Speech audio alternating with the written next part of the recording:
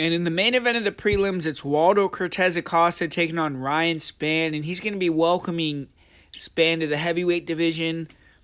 Spann's fought 13 fights in the UFC, all of them at 205, but he's always been a big light heavyweight. He's going to be an inch taller and longer here, and he did win his most recent fight. He actually won it in good fashion, too, in under 2 minutes, submitted OSP, but prior to that, he had lost 3 in a row, and it kind of seems like this move was imminent at some point. He was kind of inconsistent at lightweight. I believe he had complained about the weight cut in the past, so now a heavyweight, we'll see what he could do with the kind of lighter man skill, but Waldo Cortes-Acosta tried to make it 4 in a row for himself, but most recent performances for him have not been gaining him any fans. The fights have been kind of dreadful to watch, but he's been getting the most important thing, which is the W.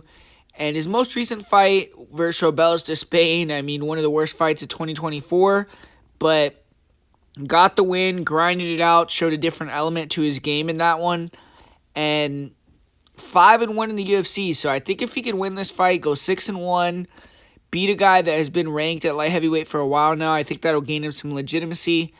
And he's a boxer. I mean, he darts around, he uses his speed, good lead hand offense. He works the jab. He'll work the lead hook, rear cross, body head. Kind of just touches you.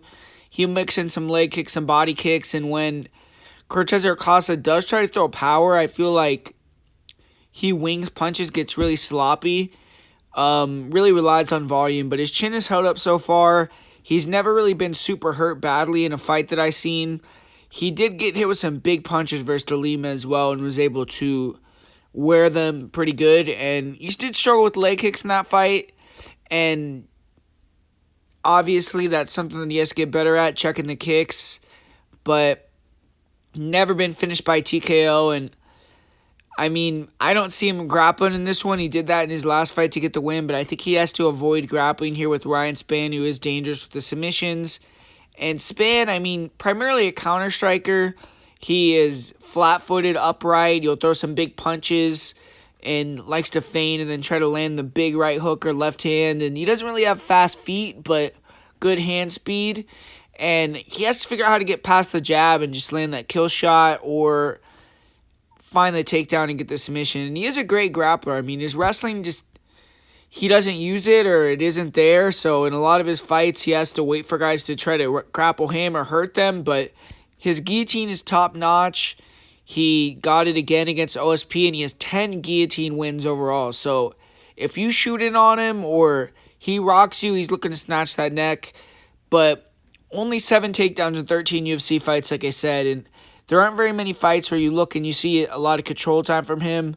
His fight with Guskov, which was recent, he did get a couple takedowns in the first round, and I feel like that should be the way he goes here, try to get the grappling going and submit Cortes-Acosta, but that is a risky strategy because I think if he can't get the first round submission, he could be in for a long night with looking to do that, but I'm going to go with Acosta by decision in a lackluster fight here, and yeah, that's kind of my prediction for that one.